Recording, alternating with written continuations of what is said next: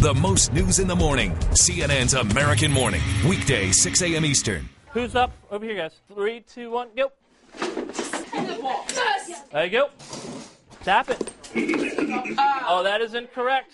For these 7th grade boys, math is a competitive sport. I like to call it controlled chaos. The chaos is part of a program at Woodbridge Middle School in Virginia.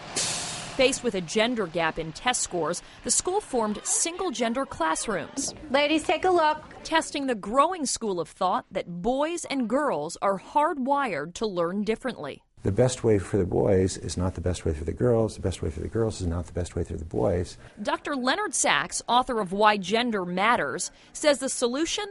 Split them up. Why does gender matter when it comes to learning? The brain research is showing us quite clearly that the brains of girls and boys develop along different trajectories. Sachs says math skills develop earlier in boys, language skills faster in girls. The surprising finding is that the co-ed classroom ends up disadvantaging both girls and boys, ends up reinforcing gender stereotypes. The girls end up thinking that abstract number theory is for boys. The boys end up thinking creative writing is for girls. Cause and effect. Proponents of single-sex education say boys learn best with competition and movement. Set yourselves up over here. What is it about movement and boys that seem to somehow go together when it comes to teaching? The boys in general, just if they're in their desk and seated and expected to sit and do their work there, they're more apt to become unfocused.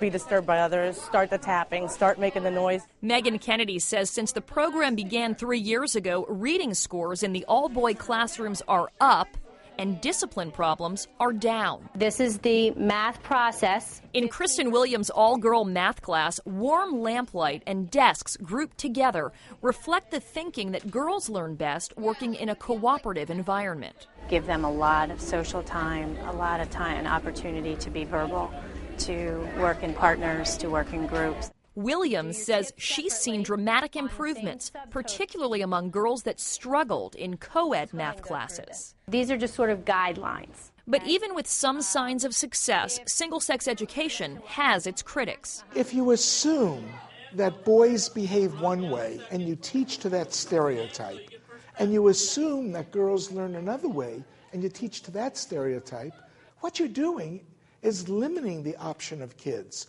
You're reinforcing stereotypes. Professor David Sadker, who's written extensively about gender bias in schools, says rather than separating students by gender, schools should work to make co-ed classrooms better.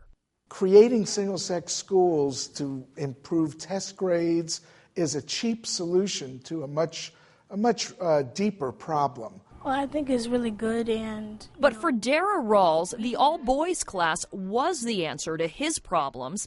After getting C's and D's through grade school and struggling emotionally, Dara's mom, Ashanti, moved the family to Woodbridge just so Dara could attend the single-gender program here. What were the first changes that you noticed when he started here at Woodbridge and in the all-male classes?